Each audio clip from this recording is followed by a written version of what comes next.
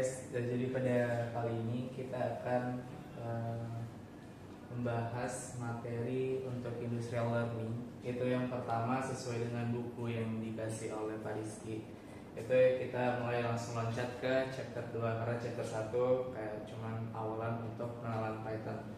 Jadi di chapter 2 ini ada materi variables and simple dual types. Jadi di sini saya bagi menjadi ada dua subbab. Yang pertama ada subbab variabel, kemudian ada subbab tipe data.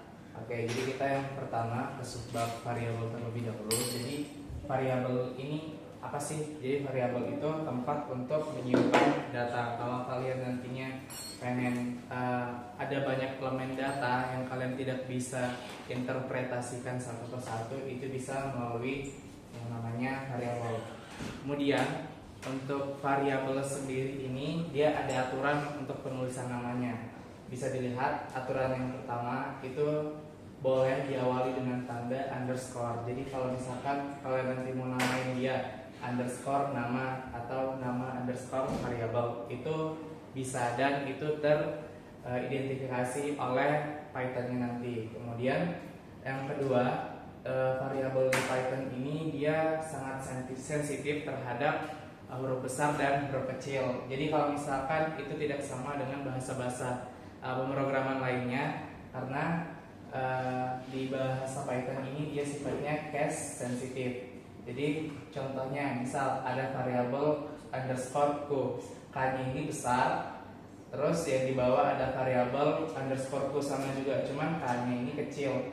Jadi dia ini kalau didefinisikan di Python ini bakal menjadi variabel yang berbeda karena dia sangat case sensitif. Istilahnya dia kalau ada satu huruf besar aja yang beda, maka itu bakal berakibat beda variabel juga. Kemudian yang di aturan ketiga itu tidak boleh menggunakan keyword yang ada di Python. Jadi misalkan kalau kalian nanti pengen namain variabel kalian ada unsur if, while, atau for dan lain sebagainya, itu dari Python nggak mengidentifikasi. Jadi bisa jadi codingan kalian nantinya itu bakal berjalan sesuai dengan perintah dari keyword yang ada di Python. Misalkan kalau kalian namain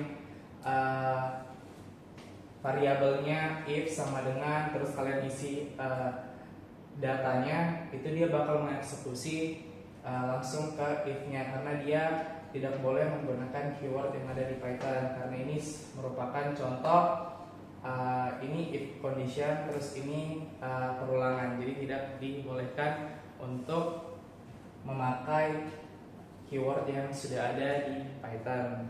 Kemudian yang kedua di sini ada tipe data Python. Jadi tipe data Python di dalam buku tersebut itu dibedakan menjadi 3.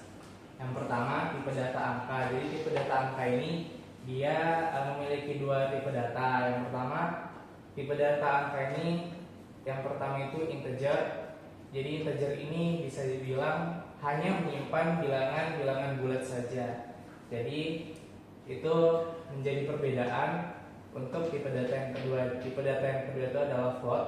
Jadi float itu menyimpan bilangan desimal atau pecahan. Jadi semisal nanti kalau kalian dikasih contoh kasus itu tipe datanya 3,14, meskipun dia angka, itu bakal masuk ke tipe data float. Tapi kalau kalian nanti misalkan dikasih satu case itu dengan angkanya bilangan bulat, meskipun dia negatif, itu termasuk dalam tipe data integer.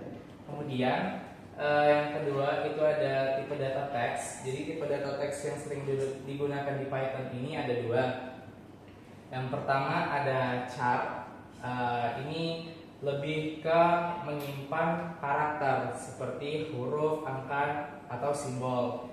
Jadi contohnya itu kalau kalian pengen input variabel seperti nomor telepon atau kode pos, itu menggunakan tipe data char. Terus yang kedua ada string. Jadi string ini istilahnya kumpulan dari karakter yang ada di char, atau bisa juga kumpulan dari teks. teksnya itu untuk karakter sama saja kayak di char, huruf, angka, dan simbol. Kemudian untuk teks itu paragraf atau kalimat. Jadi kalau kalian pengen menuliskan beberapa kalimat atau beberapa paragraf itu bisa menggunakan tipe data string. Cuman nanti ada aturan untuk ada sintaks tertentu untuk bisa menuliskan tipe data string ini. Kemudian yang ketiga itu ada tipe data bulan. Jadi tipe data bulan ini hanya punya dua nilai, ada true dan false. Jadi semisal kalau untuk biasa di pemrograman Python dia hanya menggunakan angka saja.